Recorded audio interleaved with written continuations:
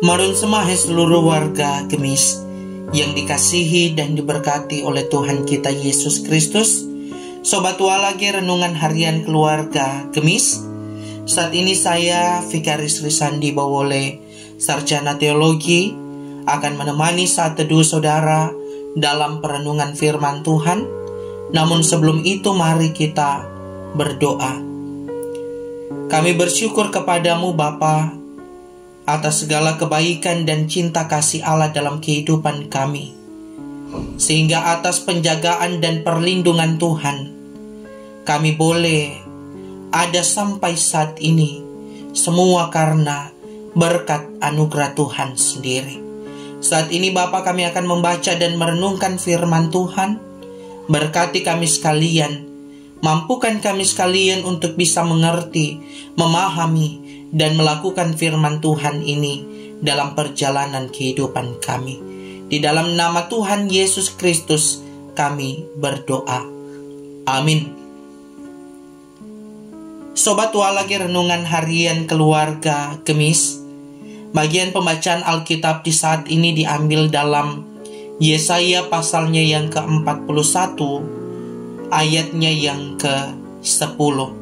Yesaya 41 ayatnya yang ke-10, bagian pembacaan Alkitab ini dituliskan demikian. Janganlah takut, sebab aku menyertai engkau. Janganlah bimbang, sebab aku ini Allahmu. Aku akan meneguhkan, bahkan akan menolong engkau. Aku akan memegang engkau dengan tangan kananku yang membawa kemenangan. Demikian bagian firman Tuhan ini yang disebut, berbahagia ialah kita yang membaca, merenungkan, dan melakukan firman Tuhan.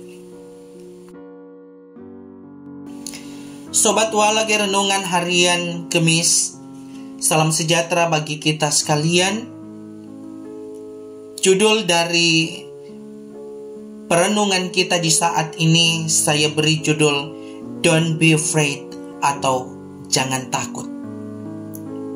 Mungkin kita sudah tidak asing lagi dengan pujian, tak pernah Tuhan janji hidupku takkan berduri.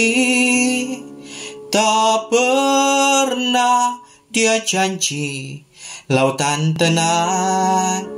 Saudara, Allah tidak pernah berjanji bahwa hidup kita sebagai seorang Kristen akan selalu lancar dan tanpa kesulitan. Namun jangan putus asa, karena Allah menjanjikan bahwa Ia akan menuntun, menyertai, dan memberi kita kekuatan dalam menjalani kehidupan yang penuh permasalahan yang rumit ini. Ada 3 alasan kenapa Israel tidak perlu takut dan dapat bergantung sepenuhnya pada Allah dengan tenang. Pertama, walaupun begitu banyak musuh, namun Israel akan ditolong oleh Allah sendiri. Kedua, walaupun Israel lemah, namun Allah akan menolong dan menguatkan mereka. Ketiga, walaupun diperhadapkan dengan keadaan yang begitu sulit, namun Tuhan akan menjawab mereka dan tidak akan pernah meninggalkan mereka. Tujuan dari ayat ini adalah untuk meredam ketakutan dan untuk mendorong iman dari hamba-hamba Allah yang ada dalam kesesakan. Hal ini dimaksudkan untuk mendukung Israel, umat Allah yang ada dalam penawanan di Babel, dan semua orang yang setia melayani Allah hendaknya teguh berpegang pada pengharapan serta ketekunan kepada Allah. Ini sebenarnya adalah kata-kata peringatan untuk berjaga-jaga, serta nasihat dan penghiburan yang begitu sering diulang-ulang, yaitu kata jangan takut. Jangan takut di dalam kitab orang Kristen disebut sebanyak 365 kali. Saudara, jika kita saat ini diperhadapkan dengan persoalan hidup, pasti kita akan merasa takut, kita akan merasa cemas, kita akan merasa putus asa. Mungkin saat ini saudara-saudara bergumul dengan begitu banyak persoalan kehidupan yang sementara saudara alami.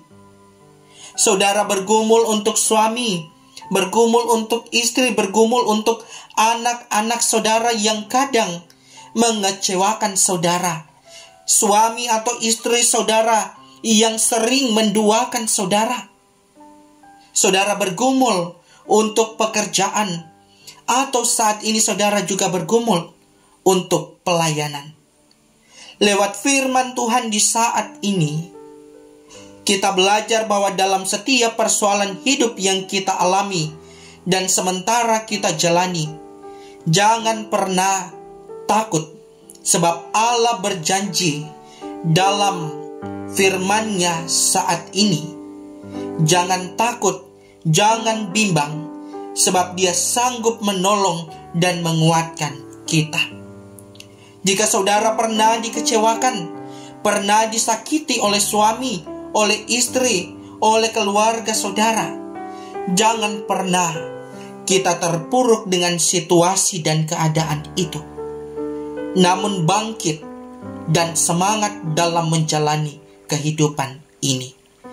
Doakan mereka, serahkan semua pergumulan hidup kita kepada Tuhan, karena Dia berjanji bahwa Dia akan menolong, memberkati kita.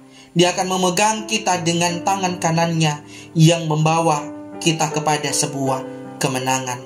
Untuk itu, don't be afraid.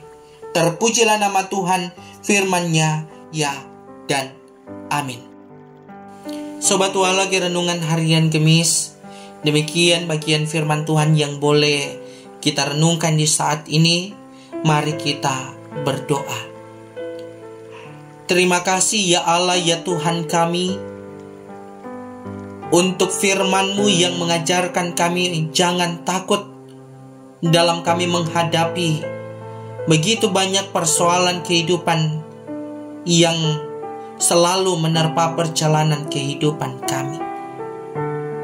Terima kasih untuk teguran firman-Mu. Terima kasih untuk penguatan firman-Mu. Biarlah firman Tuhan ini menjadi suluh dan pedoman dalam perjalanan kehidupan kami. Dan firman Tuhan ini juga akan menjadi kekuatan dalam kami menghadapi begitu banyak persoalan hidup ini.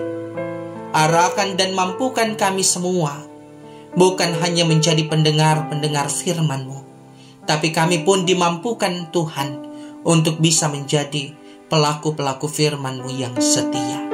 Di dalam nama Tuhan Yesus Kristus kami berdoa. Amin.